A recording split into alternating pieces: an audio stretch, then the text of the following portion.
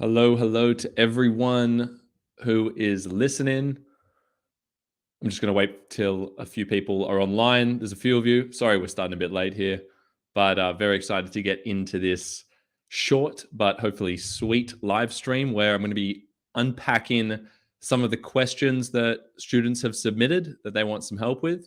And some students have also provided some exemplar responses, or I shouldn't say exemplar responses. They've provided their responses and they want some feedback on those. So I'm going to be going through and providing some tips and simple fixes, hopefully, that will help you improve your writing. And I hope it benefits everyone else who's watching. But welcome to this Jettle live stream. Let's get into it in a second. I'll just wait till a few more people join. And then I will start breaking down some student responses and questions. So this is going to help everyone, I'm sure, who is listening, because we're going to be talking about more general principles about how you can improve your writing, how you can break down a question, whether it's an essay question, whether it's a Mod C question. Madhav, I hope I'm pronouncing your name right. I think I had issues with it last time, man, so sorry about that. But I'm going well. Thank you very much. Thank you for joining. And again, apologies for my tardiness in starting this. I just wanted to have everything set up. And we had a few last minute submissions from students who wanted some feedback. But great to see you here. Thank you so much for joining. And you've been a constant in these live streams, which I appreciate. So hopefully I can get to your work shortly. And hopefully you enjoy that. But yeah, hope you're doing well. What are you working on at the moment, by the way, Madhav? Are you working on Module A? Are you doing Module C?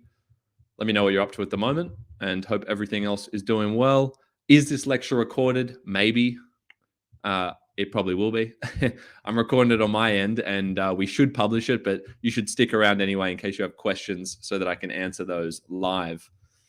So I'm just going to let a couple of you settle in. Stay online if you're on now, because I'm about to get into the deconstructions and I'm going to try and be really concise so that I'm not keeping you guys up and that I'm giving you all that value up front. So bear with me. We will get into it in, let's say, 30 seconds. Okay, 30 seconds. I'm just going to share the screen and then we're going to go from there.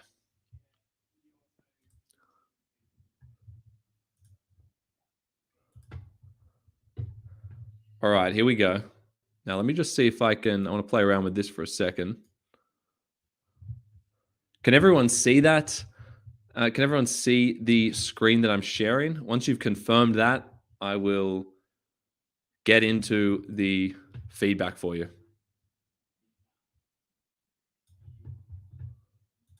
So can someone just confirm that you can actually see what I'm sharing? And then we're going to go from there. See what I can do here. Solo layout. No, I'm happy with that. All right, cool. If everyone can see that, then I'm going to jump into the recording and we're going to commence. But Madhav, you're working on Module B. You have an assessment coming up, which is an in-class essay. Is it possible if you could possibly provide ideas on what I could talk about? Absolutely. So please let me know a little bit more about your Module B text. What text are you studying? And what kind of things are you considering? Just give me a little bit of context. Mainly just give me the name of your Module B text and we'll get into it from there. All right, guys, I'm going to start on this feedback. Here we go. Thank you again for joining. And Madhav, I'll come to your point on Module B at the end. All right, let's get into it. So this question is based on the common module. Okay, this is common module for the HSC. And the question is, our understanding, I'm going to just get rid of this.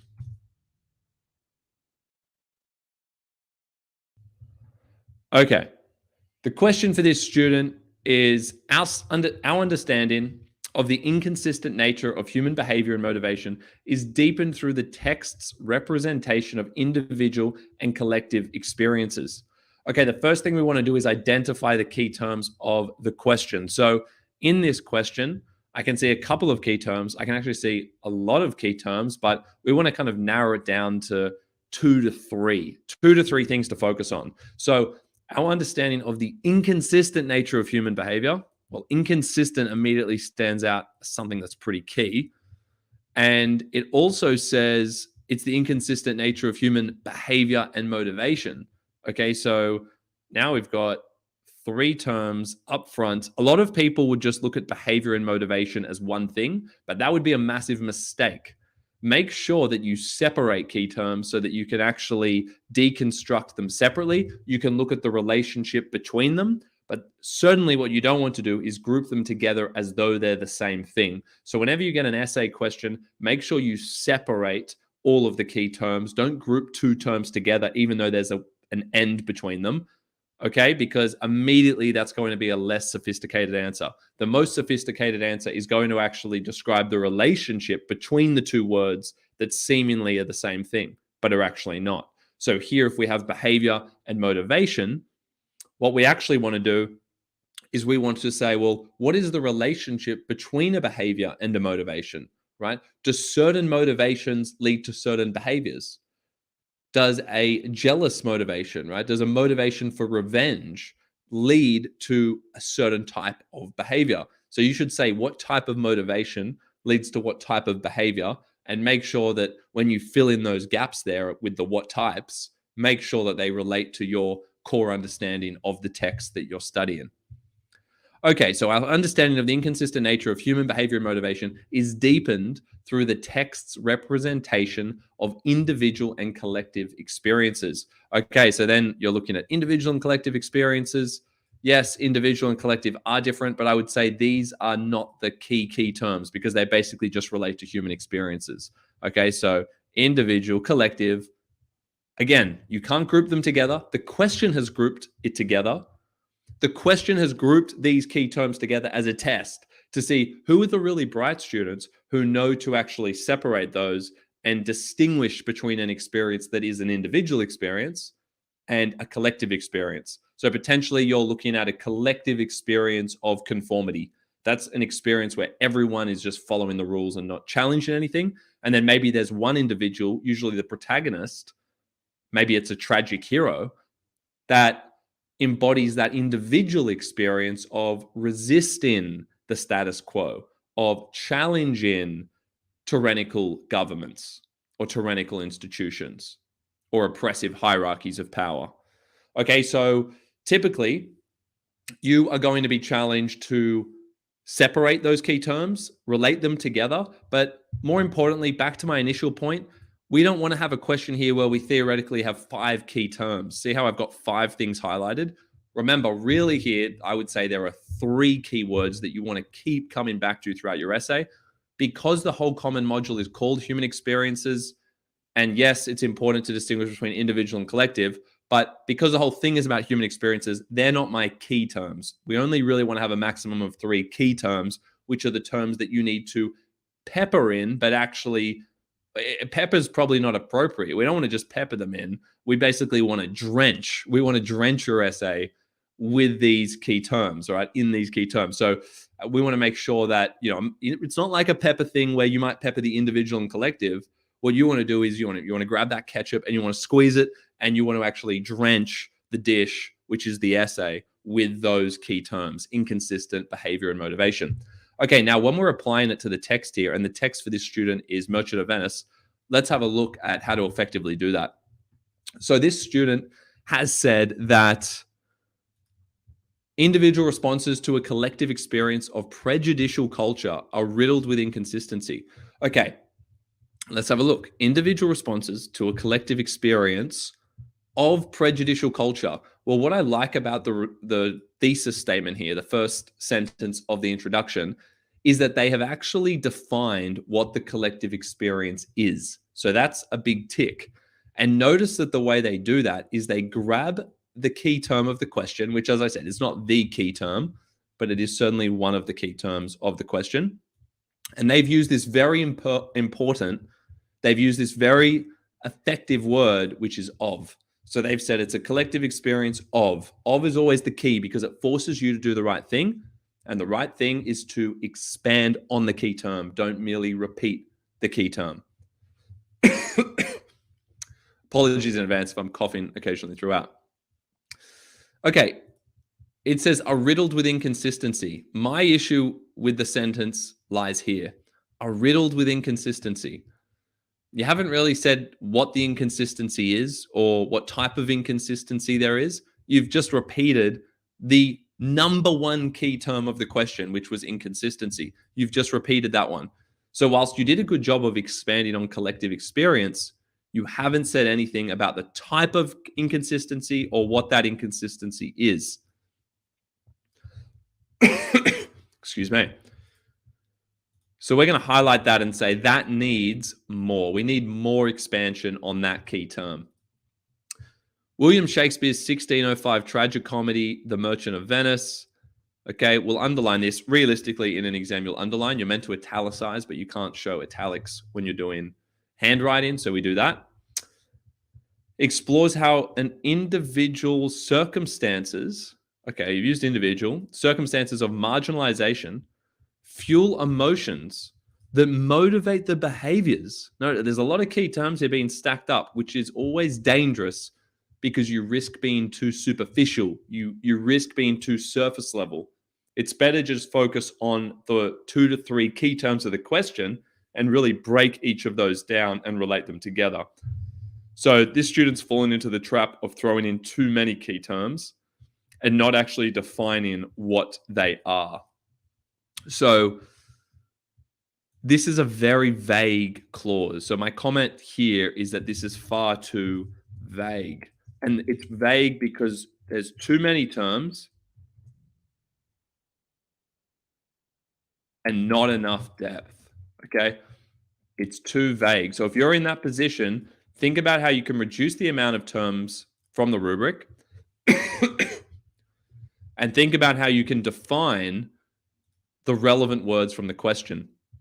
So I like that it says marginalization. That's the individual experience. So again, there is a nice, here you've said circumstance, you may as well say experience, but you can see here in green, that's where you've actually said what the individual experience is. But you haven't said what type of motivation is triggered by that. So we got the big question, what type?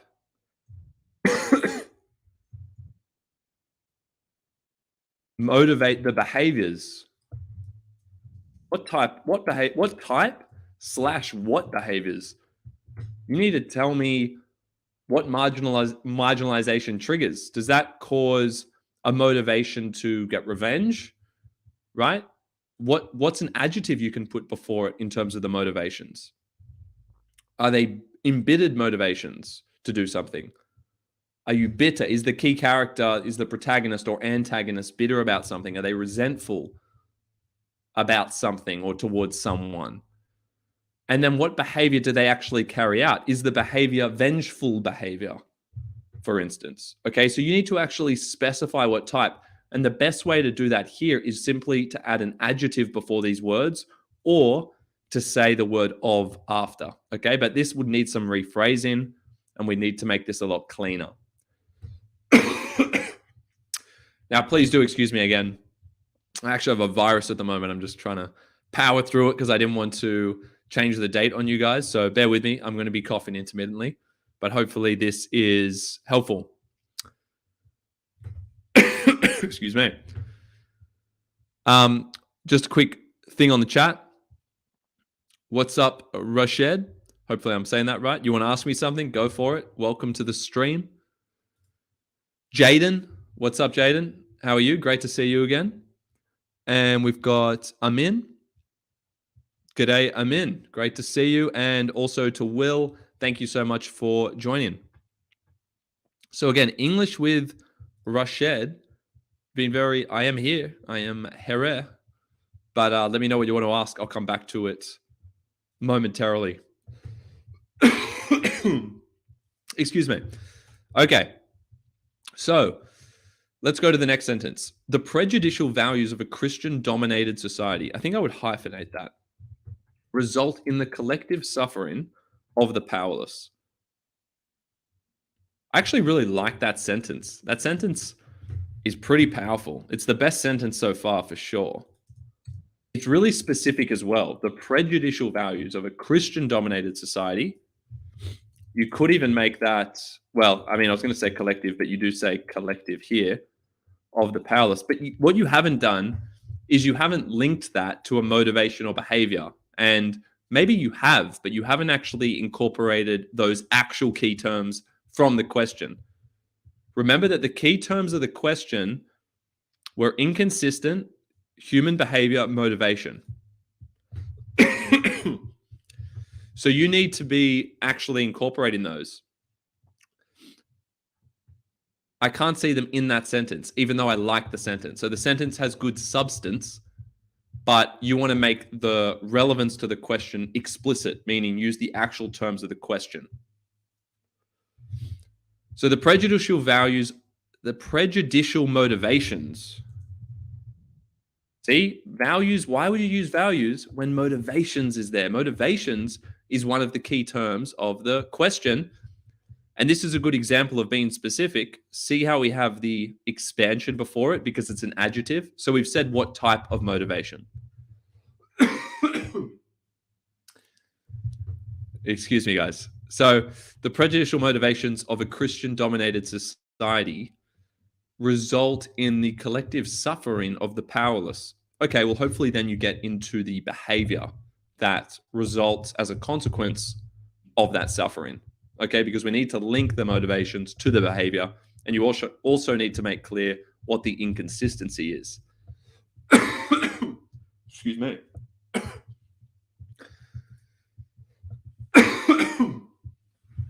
You could say here that the prejudicial motivations of a Christian-dominated society result in the collective suffering of the powerless,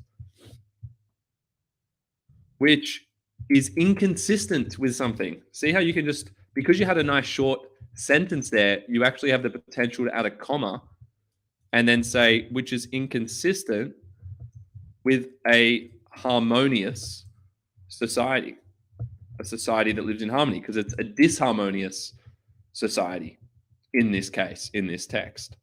So here, just like that, by adding the comma, because it was a short sentence, you can actually say what it's inconsistent with. And you know what I'm going to do here to make this even better? You guys are going to be mind blown here. I'm going to say, and see if hopefully one of you could pick up on it. How can I make it more relevant to the question? Which is inconsistent with not a harmonious society, but with harmonious behavior. And just like that, excuse me. And just like that, we've actually got all of the key terms of the question, the 3 key terms that we identified earlier. We have got them all in there. But notice what I've done with the word behavior here. I've actually put an adjective on it.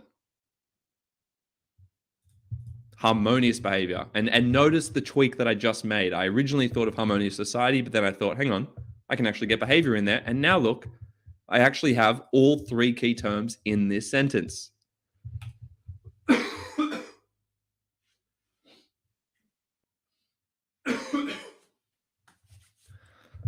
Okay, if this gets too out of hand, I'm going to have to put this on pause because for whatever reason, my cough here has chosen to get progressively worse every minute of me doing this live stream. Anyway, I'm going to persevere. I think that's all I'll look at for this one. Hopefully that gives you some good tips on how to be more specific and deal more effectively with a question. I'll see if there's any questions outstanding here.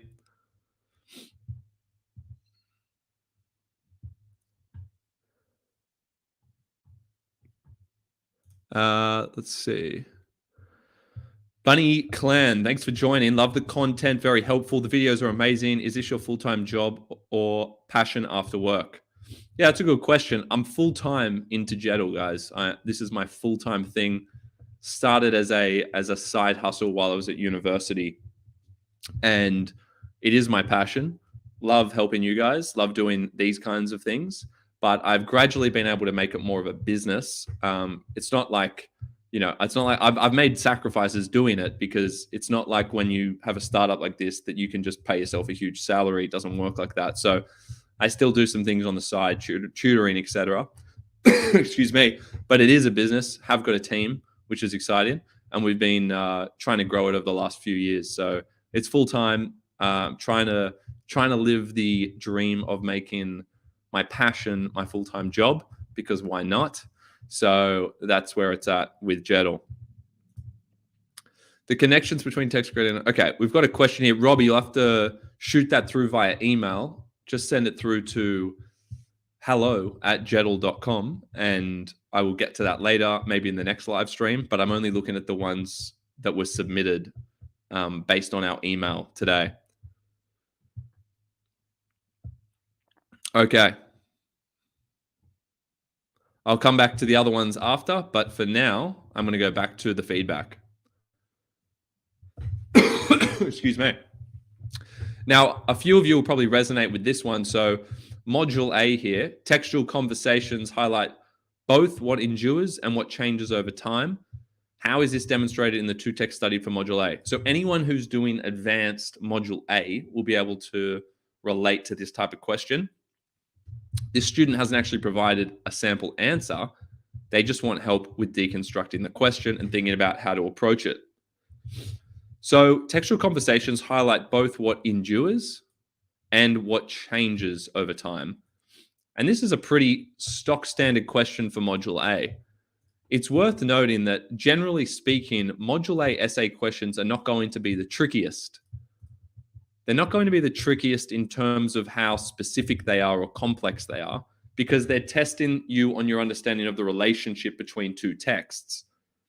Why Module A is hard is because you have two texts to write about, and you have to write about the relationship between those two texts in the same time that you're allocated for an essay where you just talk about one text, like Module B or the Common Mod. So the challenge, in my view, for Module A is actually being able to be concise and write everything you need in the prescribed amount of time. It's not so much about how difficult the question is. You can basically bank on the question being something about how a textual conversation between the two texts is transformative, or how it makes you view the text differently after studying these two texts together, or how there are some similarities or some differences, and you'll need to explain what those differences are and why they occur. Now, let's talk about the two elements that are broken down in this question. So you see the term endures and you see changes, right? Why would certain things, values, themes, characters endure over time, right? Now, people are going to be thinking, well, things will endure because they're universal. They're universally resonant. Okay? You can use these kind of terms. Make sure that when you think about the word endures and when it says, something, what endures, you need to think, okay, what are the things that endure? Is it an idea? I would probably try and bring in a key idea that resonates with each text. Okay, that's what you need to do. And make sure when you do the idea, it's not just a one-word theme. It's actually a concept. Okay, now I don't know what this student's prescribed texts are, but say you're doing Tempest and Hagseed, it can be how individuals, or we could say maybe it's through performative mediums, individuals can liberate themselves from, excuse me, psychological imprisonment or something like that. So that would be an idea that might resonate with two texts. For instance, if you're doing The Tempest and Hagseed, that's just off the cuff. There are much better ones that I could have done there, but that's an example of an idea. Notice how it's not one word, like imprisonment is resonant. No, what type of imprisonment?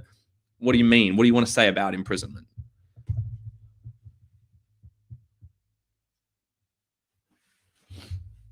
Give me one sec.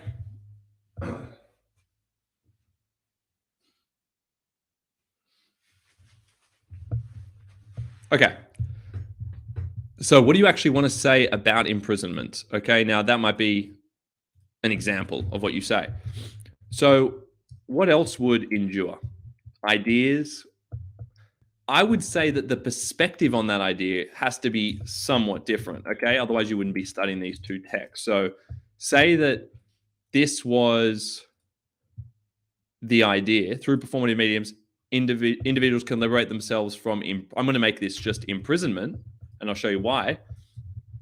Because the perspective on the key idea is different, okay? For instance, in text one, let's say it's, for instance, The Tempest. Doesn't matter if you're doing The Tempest or not. But if we're looking at a perspective here, maybe this one is more about physical imprisonment. It's more about spiritual imprisonment. And then in text two, say it's like Hagseed, the imprisonment is more psychological. It's more emotional. And the reason for that is because of, and this is with changes, you have to say, why has it changed? That's the most important question for Module A. Why have there been changes? And that all comes down to context, that there have been contextual developments, new contextual influences that have changed the way, or that have shaped the way that a composer has represented this adaptation, or that they've constructed their particular text, okay? So context is the most important element for Module A. So whenever you explain whenever you explain a difference, or whenever you identify a difference between the texts and say, oh, this has changed, or this character changed, make sure you always attribute it to a contextual dissonance, meaning something's different in the context of the latter text when compared to the context of the former text. Former meaning the first text, latter meaning the second text, okay? The adaptation, if you like, in most cases. So make sure that you attribute any change to context, okay?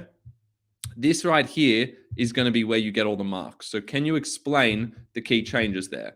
There is another key change that the best students will address with this type of question, okay?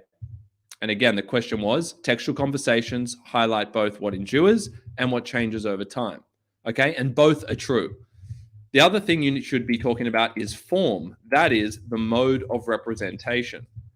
So for instance, you might have the dramatic form, which means one of them is a play, and then you might have a prose fiction novel. Okay, and you'd want to be saying again, why is it significant that the form of the texts, or form of the original text has changed, okay? So how has it changed, and why is that important? What impact does that have? On the responder, okay?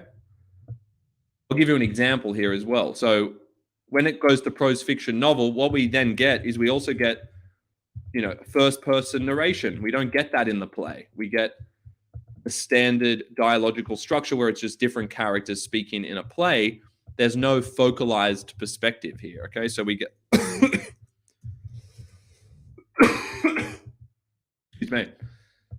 Here in The Tempest, in Hagseed, we get the focalization of Prospero's perspective through Felix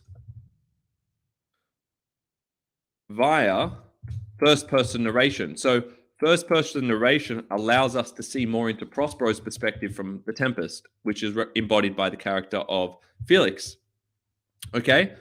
Now, what impact does that have on the responder? It means it humanizes Felix's perspective and thus makes us more empathetic towards Prospero from The Tempest.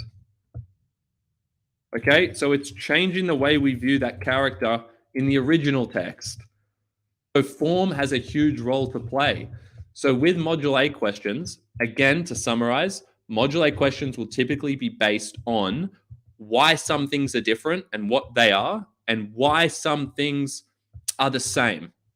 Okay, when you're talking about why things are different, which is where you can really set yourself apart, make sure you, one, identify the difference, whether it's to do with the perspective on a particular idea, or it might be to do with the form of the text. So I'd say they're the two main ones. So how the mode of representation via the form is different, but also how there is a different perspective provided on a particular issue or idea. And then the key thing to do is to explain why. Why are there those differences? And you need to relate all of those to context, and you need to look at the context of each text and explain very clearly those differences. So that's how you will nail a Module A question. I will come to the next one in a second. Just going to check in, see if there are any questions here. Will says, are we able to submit our own essays? Do you mean to this live stream or for feedback? Well, yes, what we do, and guys, you want to be part of our newsletter. So go to jettle.com and you don't have to buy anything. You can just join, you can just create an account for free and just make sure you click join the newsletter. And then whenever we do a live stream, you guys can submit parts of your essays, questions that you want broken down, assignments that you've been given. You can actually submit those and I'll do a review. And I'm going to try and do these every couple of weeks. So make sure you're on our newsletter. Just go to jettle.com, make yourself a free account. Okay, you don't have to purchase anything. You can just go create an account and make sure you've ticked receive newsletter. And that's when you'll get a link and you can submit your responses for feedback. Okay. Soccer Stars, will this document be available at the end of the session? Not this particular document, but the copy of this video and breakdown will be. So hopefully you're taking some notes, but you can look back at this once it's published on YouTube. Okay. Quick question. Is there an all the light we cannot see submission in there? Jaden, yes, there is. I'll try and get to that shortly for you. Excuse me. I'll quickly look at this. So the question here is, sooner or later, everything that is old is new again. To what extent is this statement reflected in both the play The Taming of the Shrew and 10 Things I Hate About You? So another comparative study. It's not Module A. I presume this is for year 11. And I'll just help break this down a little bit and see what they did. So sooner or later, everything that is old is new again. The old becomes the new, they say, right? There's a cyclicality to things. There's a certain timelessness to certain experiences that we have and trends, right? There are only so many things we have, and there is something appealing about the old that then makes that trendy, and then it becomes new. So let's see how this student deals with it in this question. But key terms here are old, new. Everything that is old is new again. Okay, so it's quite a bold statement in that it's saying everything, right? So we might question mark that one. Is it everything? You might want to disagree a little bit with that. When a question is really certain and high modal in definitive, like everything or never or always, then it's kind of inviting you to disagree at least a little bit, if you can, with that statement. That's the foundation of the question. So just be wary of that. And it says sooner or later, and you would obviously want to define when, but yeah, we basically want to talk about the relationship between old and new. Okay. Content is a timeless instrument that is constantly recycled, reread, understood, and reinterpreted in new meanings. It's a little bit unclear. It could be a lot cleaner. There's a lot. I wouldn't necessarily use all these words like content. Content just, it makes me think of like media content versus what you're trying to say. Is a timeless instrument. I think you'd want to really say that there are certain messages that are timeless, which are constantly recycled, reread, understood, and reinterpreted. But in new meanings, I think you might mean in new ways. So I think I'd want to change the word content. And I just want to say, again, just using what you've got here, messages that are timeless, or timeless messages, right? Messages that possess universal relevance, right? Messages that possess universal relevance will continue to be recycled. I don't know about the listing of all this recycled, reread, understood. I'd probably keep it to 2. It just seems a bit excessive and listy. And I always avoid lists with an introduction and anywhere in an essay. I never want to list. So let's avoid listing. That's another good tip that you can all try and apply. Messages that possess universal relevance will continue to be recycled and we say recycled, and you could say updated, but we can use a better word than that, right? Will continue to be recycled and renewed. Now, we can make this better because we haven't used the word old, right? Messages that possess universal relevance, even those that are seemingly old and thus outdated, will continue to be recycled and renewed. Okay, cool. That's pretty good. So now we're getting to the meat of it. Messages that possess universal relevance, only those. The first statement that the student wrote was too vague. It's not just any content. Content is a timeless instrument. No, it's not. You want to go straight to messages that have universal relevance. It's only those ones, even those that are seemingly old and outdated. Why did I add that little clause in there? It's so that we can hit the root of the question, which is saying, hey, you would think that if it's an old message, it's not going to become new again. But we're saying, no, even those, this is the key bit that's a little bit more sophisticated, will continue to be recycled and renewed. And because renewed has the word new in it, that counts as using that other word, that other keyword of the question. So notice how we rewrote that. Have a look at that change and see if you guys can appreciate why that is an improvement. It's an improvement again because it's not vague as to what it's talking about, whereas the first one was because it used a vague word like content. This one says messages that possess universal relevance. There's the difference. This one also doesn't list things in talking about what happens to it. It just says are recycled and renewed. Okay. And it also has the caveat, it has the qualifier there that says, hey, even those messages that are really old, that seem old, that are seemingly is a really powerful word because it's addressing the assumption in the question, which is that, hey, if it's an old message, it's not going to be new again. But we're saying actually it can be if it possesses a message that has universal relevance. The next sentence would have to go into what is the universal message across these two texts. So let's see if it does that. And then I'll move on to the next submission. If old is an alternative perspective of newly formed ideas, does that mean the fundamental ideals are merely recycled to suit a contemporary audience? I'm not sure is that a rhetorical question as part of the answer? I'm not sure. Excuse me. I like this idea of old is an alternative perspective of newly formed ideas. I mean, there's actually a lot of substance to that. So keep that. Just don't use a rhetorical question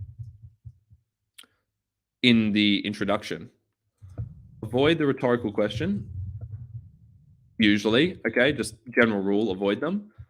But keep the substance of this idea about alternative perspectives and how they can filter into, how they can translate into newly formed ideas, right? And why those new ideas might have remnants of old ideas, but be updated. Again, you need to talk about why the new idea is actually going to be different from the old, even though it's inspired, right?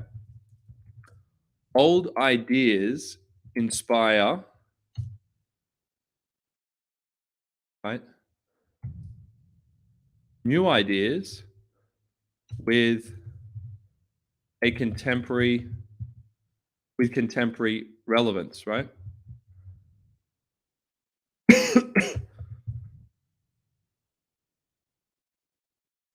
Or we could say old ideas often constitute the seed for a new idea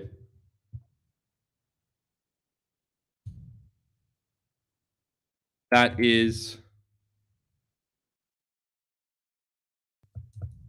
appeals to a contemporary appeal. The seed for a new idea with contemporary, meaning relevant, appeal. So the new idea is similar to the old idea, but it's been updated for a modern audience. That's basically what that's saying. So I'm just trying to draw upon this idea here, okay? Excuse me. All right. Do you actually say what the key idea is here? A romantic comedy both explore potent themes. Okay, everyone listening, look at this. Do not say the word themes, ideas, concepts in your essay. Don't say those actual words. Okay, that's a big no-no. The other no-no that's going to happen here is a list-in problem, okay? Relationships and appearance versus reality. This student has unfortunately just listed two things that are not actually ideas. They're just words. They mean absolutely nothing because you haven't actually said what the idea associated with those terms is. So you can see there, they both explore potent themes. Well, we don't need to say that. Just tell me what the theme is. They both explore relationships and appearance versus reality. Well, what does that even mean? That doesn't even grammatically make sense. Verse, you're going to never do VS verse in an essay. That's very unsophisticated and informal. I'm not trying to pick on this student who did it. I just need to emphasize that you should not be doing that, and none of you should be listing the theme appearance versus reality. What does that even mean? Do you mean that there's a blurred distinction between appearance, how something appears, and how something in fact is? You need to actually explain the concept as a phrase or a sentence. Don't give me one word that I'm just meant to know what you mean by, right? I don't know what you mean by appearance versus reality. I have no idea. Do any of you know what that means? Do any of you know what this student thinks or is saying about relationships, or just that they're saying explore relationships? So you really need to be specific, specify what you mean about the relationship, what type, right? So you ask yourself, what type of relationships? Between who? Generally. Excuse me. So these are things you need to be very aware of, okay? No listing, don't say the word themes, ideas, concepts, and make sure that you specify what you mean by these theme words, okay? All right, I'm going to go to the next one. Someone asked about all the light we cannot see. So I'm going to come to that in a second. Guys, we're going to have a 1-minute break. I just need to replace a battery. So stay with me, and then I'm going to go over this question, which I'm going to leave up here. Okay, I'm going to be back in 1 sec.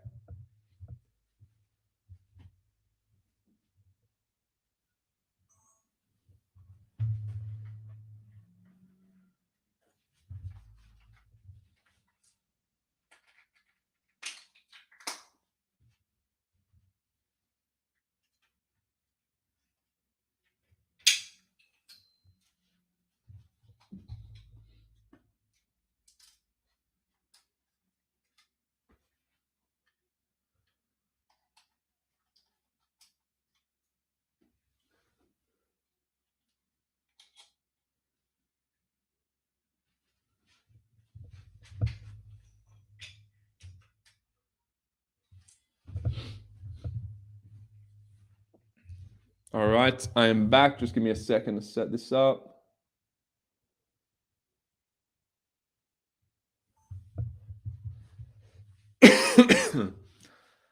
Okay.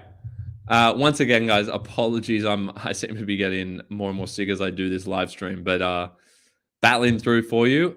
Hopefully, there's been some value for you already. But yeah, do excuse my coughing and my pauses here. Okay. Victor said he submitted the form. If you submitted the form, then you would get feedback. Victor, did you submit it before the session today? If so, you should get feedback. And otherwise, it would be done in the next one, which will either be next week or in 2 weeks. We've also got Lucas, who said, Jonny, I was stuck on 14 out of 20 all of last year and got 29 out of 30. Incredible improvement. Thanks for your guidance. No problem at all. Well done.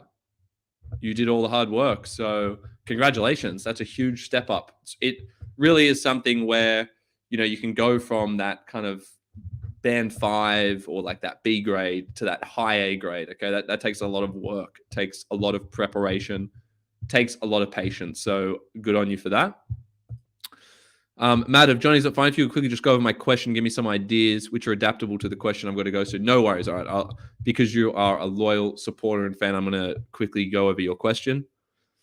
Just give me 1 second. And I don't know how much longer I'm going to last as well. Students will respond to unseen question concerning Eliot's exploration. Students will respond to an unseen question concerning Eliot's exploration of the nature of the modern world. Okay. It's an unseen question, but they've given a hint as to what the question will be based upon. What central ideas could work in memorizing this essay, which can be easily adaptable? Well, first of all, when it comes to memorizing an essay, I've got a YouTube video on it. Just type in how to memorize anything, and you should see the video by us. Just check the Jettle YouTube channel. That's in terms of how you actually go about the memorization process. But you're asking about how to prepare for this question on Elliot. Students will respond to an unseen question. Just because it's an unseen question doesn't mean you can't memorize a draft essay. That's the first thing I want to say, in addition to, learning how to actually do the process of memorization.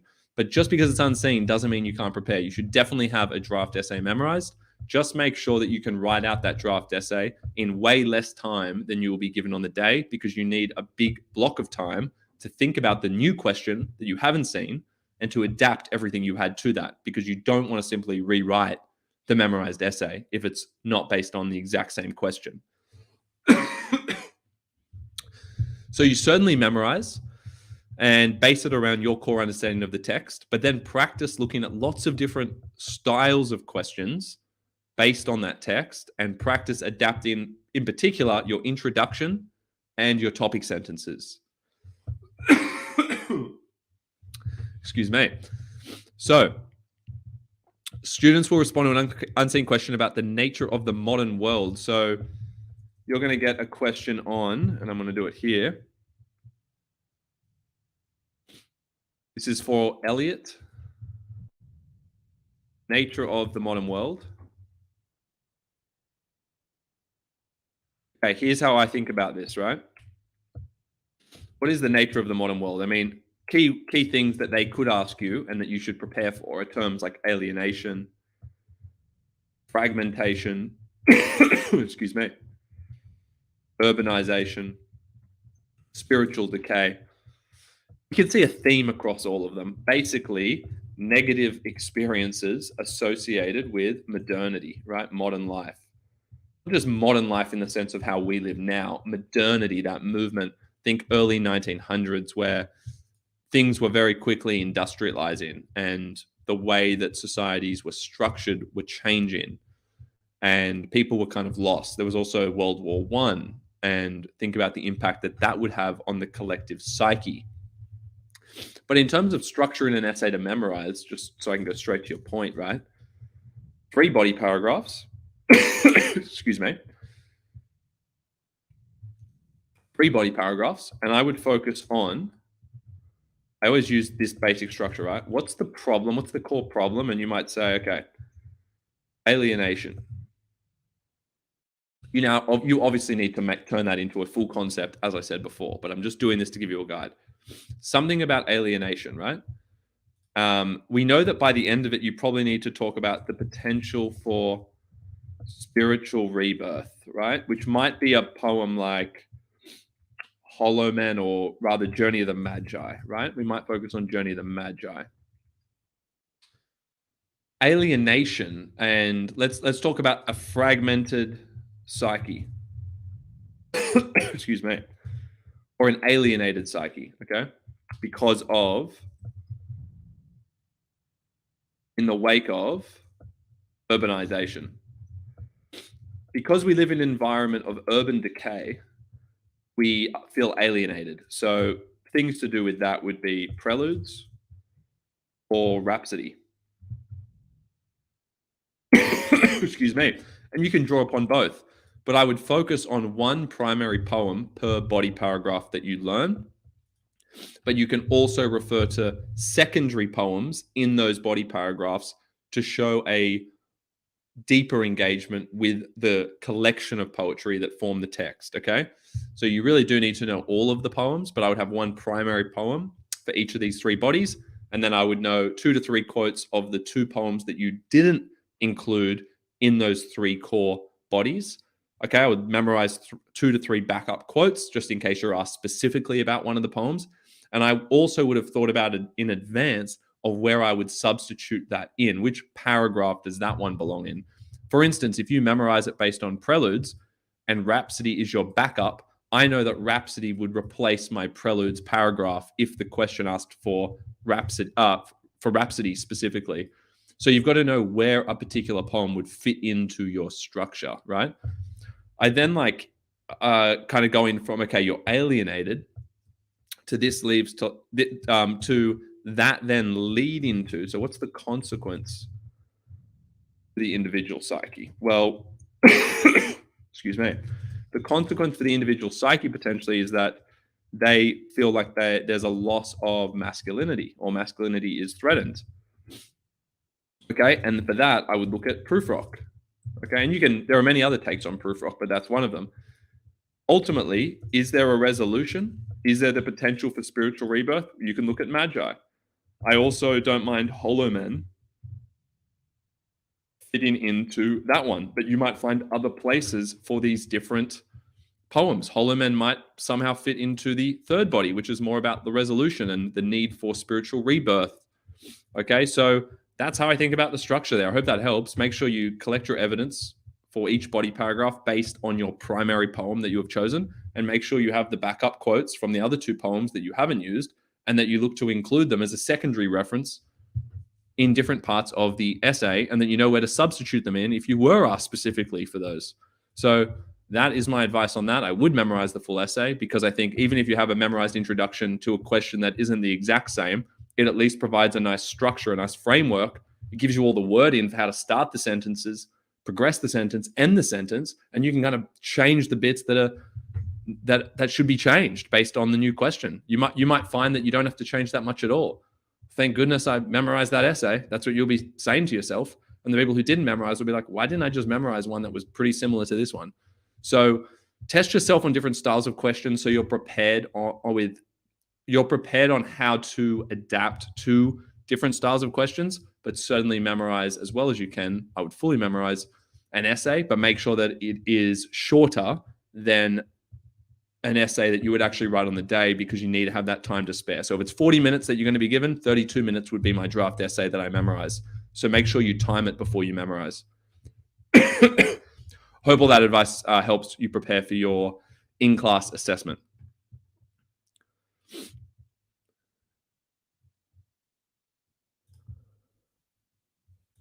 Do I recommend one poem for each body paragraph? Yes, absolutely. Right? One primary poem, but you can still talk about another poem in that same paragraph, right? It might only be half a sentence combined with the other primary poem, or it might be one extra sentence on a different poem.